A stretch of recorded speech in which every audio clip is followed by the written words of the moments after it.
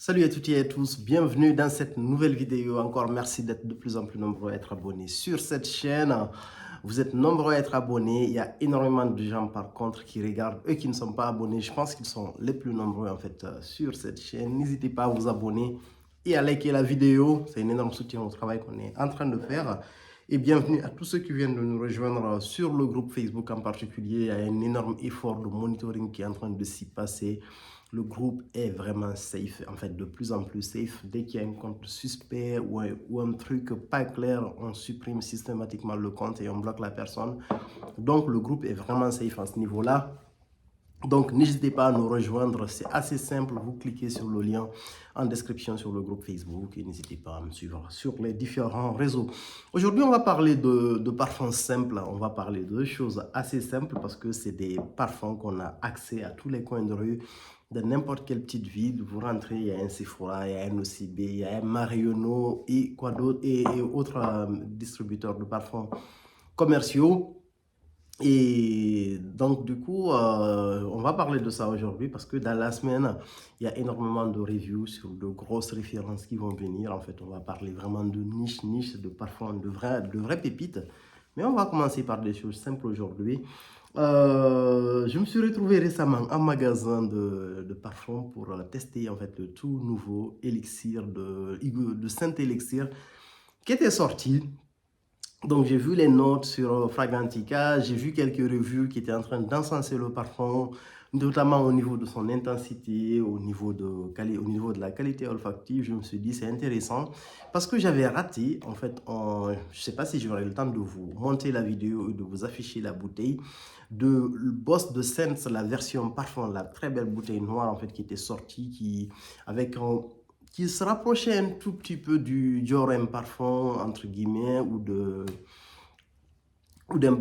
Born Roman, je crois, avec beaucoup d'iris, entre guillemets, un peu cuiré. J'avais raté cette version, donc du coup, je me suis dit, cette version-là, peut-être que c'est une excellente version et que je ne vais pas la rater. Donc du coup, je suis allé chercher ce parfum-là. Et à la même temps, en fait, il y avait ce parfum que j'avais beaucoup aimé, que j'avais testé sur les stands de Montclair. C'est Sunrise aussi, j'étais parti pour celui-là. Et en fin de compte, je suis sorti avec ces deux parfums-là. Et vous allez comprendre pourquoi. On va faire une petite review du premier que j'ai testé. Hugo Boss, j'ai déjà eu plusieurs références de cette ligne. Donc, c'est une marque que j'aime bien, en fait, surtout lorsque je n'avais même pas, je n'étais même pas dans la niche. Je portais bien Hugo Boss parce que Hugo Boss, en fait, on a tous été bercés, on a tous quelqu'un, entre guillemets, dans la famille, un tonton qui porte du Hugo Boss et qui est vraiment fier de lui de porter du Hugo Boss. Donc, le petit dernier Hugo Boss que j'avais testé avant celui-là, c'était le Hugo Boss de Sense, la version haute toilette, qui est vraiment très jolie, que j'ai trouvé assez sympathique. Et je m'étais dit que quand une version beaucoup plus conséquente allait sortir, je vais essayer de le prendre. Donc, j'ai raté la version parfum, j'ai visé l'élixir. Je suis allé en magasin, je suis parti de façon neutre, je me suis vaporisé le parfum, le Saint-Élixir. Honnêtement, j'avoue que l'ouverture, ça m'a beaucoup plu parce qu'il y avait vraiment une vraie intensité, il y avait un aspect très piquant que j'aime dans certains parfums parce qu'ils ont annoncé sur les notes du poivron rouge. Donc, il y avait cet aspect un peu piquant avec de la lavande en note de cœur qu'ils avaient annoncé. Et voilà, ça, je le sentais et c'était très joli, entre guillemets. Juste à l'ouverture, les 10 premières minutes, les 10 à 30 premières minutes, j'avais trouvé ça assez agréable, entre guillemets. C'est intense. Disons, ça bouscule un peu, en fait. Des fois, ça fait du bien de porter un parfum comme ça, assez intense, un parfum commercial, qui est familier, que les gens ont l'habitude de sentir et de sortir un peu de la niche, entre guillemets. Des fois, ça fait plaisir. Donc, du coup, je prends le parfum et là, je compare les prix. Je vois que les prix sont devenus exorbitants. Attendez, je ne vais pas vous dire n'importe quoi. Je vais aller vérifier le prix exact. Hugo Boss, Sense, le élixir, tac, tac, tac. Il est à combien? Je vais vous dire ça tout de suite. Le parfum, le 50 ml est à 128 euros, c'est énorme. Et le 100 ml est à 162,50 euros. Déjà, il y a une vraie augmentation des prix. En fait, beaucoup de marques, c'est pas seulement Hugo Boss. Et moi, je trouve ça absolument absolument indécent, entre guillemets, et 128 euros pour un 50 millilitres et 162 euros pour un 50. Donc du coup, je suis venu en caisse avec une bouteille de 100 ml parce qu'il y avait, entre guillemets, combien? Il y avait une petite trentaine d'euros de différence. Donc pour 50 ml, 30 euros, et alors que la bouteille, le 50 millilitres tout court coûte 128. Je suis allé directement vers le 160, le 100 ml. J'ai pris une bouteille de 100 ml, mais j'ai eu, en fait, j'ai demandé à ce qu'on me fasse, en fait, des échantillons du parfum, entre guillemets, parce qu'on ne sait jamais. Donc, du coup, j'ai pris des échantillons du parfum. Je suis sorti faire mes courses parce que j'étais dans un centre commercial. J'ai fait mes courses, je suis allé faire un tour, entre guillemets, au bout de 3-4 heures à peu près. Le parfum avait tourné d'une façon, il y avait l'aspect lavande qui avait commencé à s'installer, mais ça a été vraiment quelque chose de furtif en fait. Ça n'a pas du tout, j'ai pas eu l'expérience de la lavande propre que j'ai l'habitude de sentir. J'ai plus, en fait, le parfum évoluait plus vers quelque chose de très chimique et il y a l'aspect lavande qui a limite sauté. Et après, en fait, je me retrouve clairement avec un parfum de boîte santal et un boîte santal, honnêtement, à mon avis, de mauvaise qualité par rapport aux très bons boîtes santal que j'ai l'habitude de sentir ou que j'ai l'habitude de l'utiliser dans certains parfums ou dans vraiment certains, même pas des parfums de niche, même vraiment des parfums intermédiaires qui ont de très très bonnes notes de boîte santal. Donc du coup, le côté intense qu'on m'avait vendu, l'ADN de l'Hugo Boss, je n'arrivais plus à retrouver en fait dans le Sense. En fait, j'ai retrouvé l'ADN d'Hugo Boss juste au niveau de l'ouverture pendant quelques temps. Et cette intensité, elle avait énormément baissé. Et surtout que l'argument principal, entre guillemets, de ce parfum-là, le Saint Elixir, c'est vraiment l'intensité, le côté Pepsi du parfum. Et ça, je ne le retrouverai plus honnêtement dans cette fragrance-là. Donc du coup, je me suis dit, en fait, ça ne vaut pas le coup de garder 100 ml de cette bouteille-là. Elle va rester très longtemps dans ma collection. Et je vais très peu le porter. Donc j'ai décidé, en fait, vu que j'étais pas loin, je suis retourné directement au magasin. Donc, j'ai rendu le parfum et je me suis dit, ok, je prends quand même le parfum pour lequel, un parfum que j'avais aimé. Celui-là, le Moncler Sunrise, qui était à 80 euros et j'avais moins 25%, donc il m'est revenu moins cher. Et en fait, je me suis dit de prendre un deuxième petit parfum, entre guillemets, puisque j'avais déjà payé. Et j'ai pris le Azaro Wanted, la version haute parfum, c'est le dernier parfum qui est sorti, dont je vais vous parler tout à l'heure. Donc, à résumer, le Elixir Scent de la maison de Hugo Boss, on va dire, c'est un parfum, honnêtement, en résumé, que j'ai pas aimé. C'est un parfum qui est très plaisant pour la majorité des gens. Quand vous le vaporisez, tout de suite au premier spray, c'est un parfum que vous avez beaucoup aimé. En fait, c'est vraiment l'archétype du parfum commercial aujourd'hui. Vous le mettez en magasin, vous êtes sûr de vouloir sortir avec, en fait. Ça marche tout de suite, à coup sûr. Mais après, quand vous partez au bout d'une heure, 2 heures, entre guillemets, le parfum déjà se transforme en un parfum très quelconque, on va dire. Un parfum, je dirais un peu vulgaire, en fait, de lavande, de boîte santal, de mauvaise qualité, à mon avis. Pour certains, ça doit être très bon, mais à titre personnel, c'est pas quelque chose que je porterai, en fait. C'est pas le parfum que je vais porter toute une journée et kiffer, honnêtement. Et du coup, j'ai trouvé ça assez simpliste aussi par rapport, en fait, aux versions précédentes, en fait. Il y a des versions de Scent, même de l'autre parfum, l'autre toilette, qui était assez complexe, entre guillemets. On avait vraiment beaucoup de notes dans l'eau de toilette. On avait du gingembre, de la mandarine, de la bergamote à l'ouverture. On a de la maninka, entre guillemets, c'est à note de cœur. On avait du cuir et des notes boisées. C'était vraiment quelque chose de complexe. On avait l'ADN, en fait, de l'Hugo Boss. Mais pour moi, en fait, on ne retrouve pas ça ici dans le Elixir 500. Pour moi, c'est trop vendu, à mon avis, pour les amateurs de parfum de niche. Je pense que vous allez passer. Mais par contre, pour un petit jeune qui ne connaît pas du tout la parfumerie de niche, qui ne s'intéresse pas à ça, ou quelqu'un lambda, entre guillemets, qui ne s'intéresse pas à ça, c'est un parfum qui va vraiment lui convenir en fait dans ce sens-là, quoi. Parce que voilà, c'est un parfum, vous le mettez, il sent très bon. Au bout de quelques heures, après, le parfum, il se calme, entre guillemets, il devient un parfum un peu banal, on va dire, de tous les jours. C'est parfait pour les gens qui ne s'intéressent pas du tout à la parfumerie de niche, mais pour nous, c'est pour la majeure partie des gens qui sont sur cette communauté, entre guillemets, ce parfum ne va certainement pas en fait être, même s'il rentre dans votre collection, je suis sûr que c'est pas le parfum que vous allez tourner tous les jours, quoi.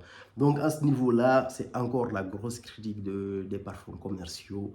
tout miser sur les notes de tête et après derrière c'est pas grand chose en fait. Je trouve que c'est un peu décevant. Donc du coup le deuxième que j'ai pris entre guillemets, je pense que c'est vraiment le pire achat depuis que j'ai commencé à faire des acquisitions de parfums. C'est le Alzaro Wanted. Je me suis dit Alzaro c'est un petit parfum qui tourne entre guillemets. Il y a tellement de références et de flanqueurs. Je me suis dit, ok, je prends celui-là parce que j'ai regardé les notes, j'ai vu qu'il y avait du vétiver en note de fond et que c'est la note principale du parfum. En ouverture, on a bête genévrier, sauge, vétiver. Donc, j'avais le nez déjà même saturé. Je me suis dit, ok, c'est sûr et certain, c'est du vétiver. Même si c'est un vétiver de mauvaise qualité, ça va me plaire et ça va être là, ça va être intense. Honnêtement, j'ai pris le parfum. Je ne l'aurais pas en fait déballé, j'aurais eu un échantillon, j'allais le ramener entre guillemets, le changer avec quoi, avec un parfum d'autre ou me faire rembourser tout de suite quoi. Mais je l'ai ouvert, je l'ai testé et puis c'est mort en fait. Mais par contre, c'est vraiment un parfum le plus banal possible. Bête genévrier, sauge, vétiver. Mais là, c'est vraiment la promesse des notes en fait que je n'arrive pas à retrouver. Les notes prises séparément, ça donne un accord, mais je vais dire assez doux, un accord banal tout simplement. Et du coup, donc on a un aspect aromatique, l'aspect boisé qui est vendu, vous ne le retrouvez pas.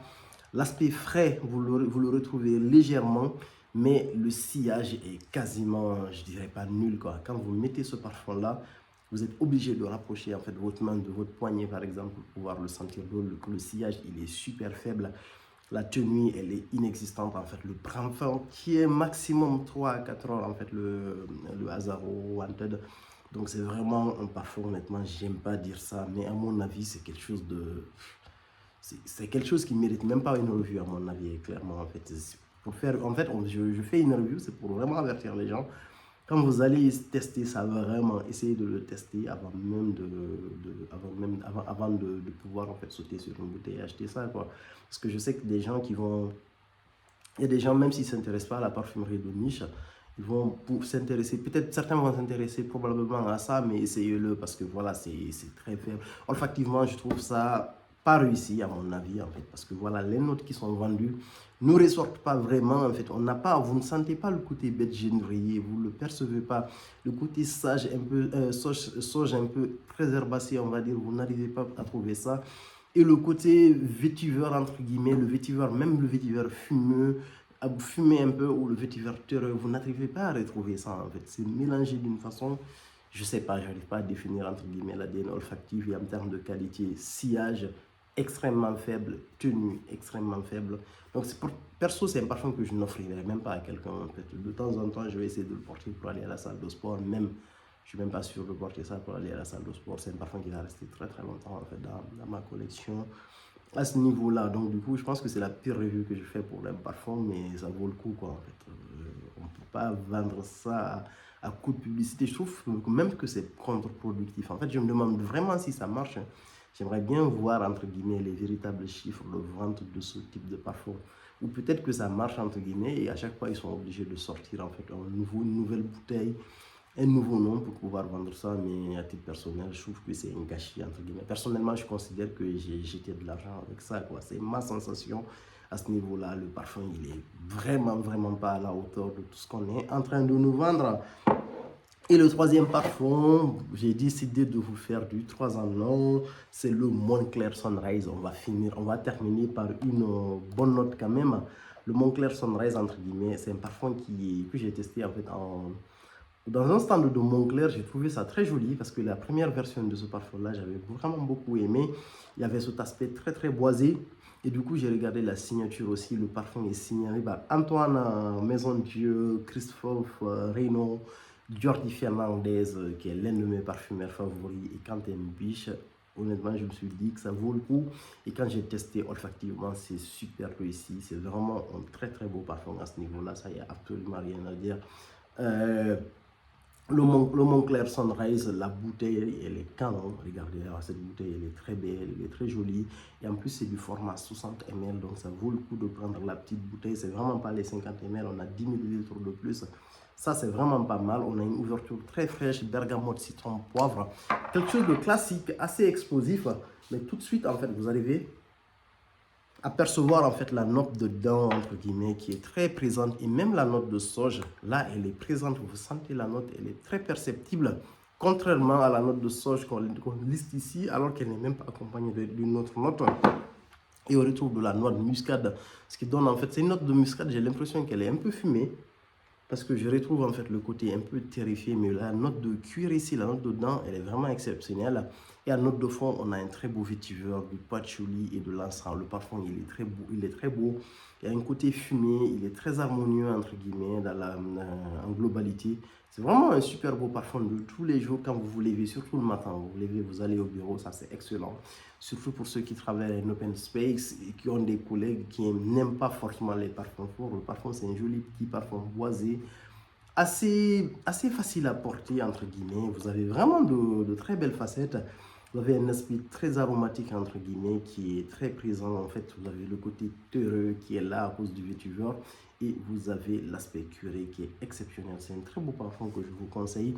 En plus, il est disponible chez Notino, chez Nocibé, pardon, Sephora. Et vous avez souvent à moins 25%. Cette bouteille, elle est à 80 € avec moins 25%. Ça va vous revenir autour de 50 €, quoi. C'est quelque chose. C'est un petit achat assez facile, on va dire, pour ceux qui cherchent un parfum tous les jours. Donc voilà ce que j'avais à dire. Je ne crache pas en général sur toute la parfumerie commerciale, mais quand même, en fait, je pense qu'il y a certaines marques qui se foutent quand même pas mal de la tête des gens, parce que je ne vais pas dire un autre mot.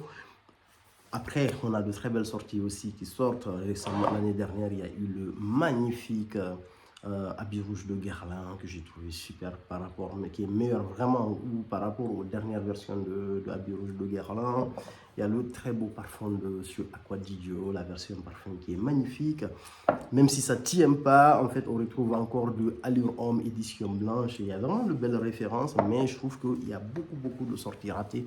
On va dire de sortie, attrape client facile, et surtout quand vous allez dans ce type de magasin là, on va dire, même quand vous avez la tête un peu posée, parce que moi en général je suis quelqu'un que quand je rentre dans un magasin, entre guillemets, je respecte énormément les gens qui vendent dans les magasins, parce que je trouve qu'ils donnent vraiment la plupart du temps des conseils assez précieux, on va dire. Mais entre guillemets, il y a tellement de parfums qu'on a du mal en fait à nous diriger, quoi. Il y a beaucoup de clients, je ne suis pas sûr en fait qu'ils auront le temps de vraiment guider tout le monde. Et voilà, donc c'est pour cela en gros, le fait de faire des revues aussi, c'est un peu un complément du travail qu'ils sont en train de faire. Donc en résumé, le Hugo Boss Saint Elixir, très vendeur au début, ouverture explosive, mais l'évolution n'est pas terrible. Il y a un aspect assez synthétique que vous sentez tout de suite. Et la tenue n'est pas terrible par rapport à ce qu'on nous a vendu, parce que ça se transforme en un parfum assez banal. Le deuxième, Azaro Wanted, le dernier, la version haut de parfum, un parfum que j'ai absolument pas du tout aimé. Et le troisième, Montclair Sunrise, super joli parfum, assez joli, assez simple, facile à porter tous les jours, avec une tenue plutôt correcte. La tenue n'est pas exceptionnelle, c'est un parfum qui va tenir autour de 6 à 7 heures à peu près. La projection, elle est autour de 2 heures. C'est assez simple, mais ça vaut le coup. En fait, c'est un parfum qui est très facile. Merci beaucoup, à plus pour de nouvelles vidéos.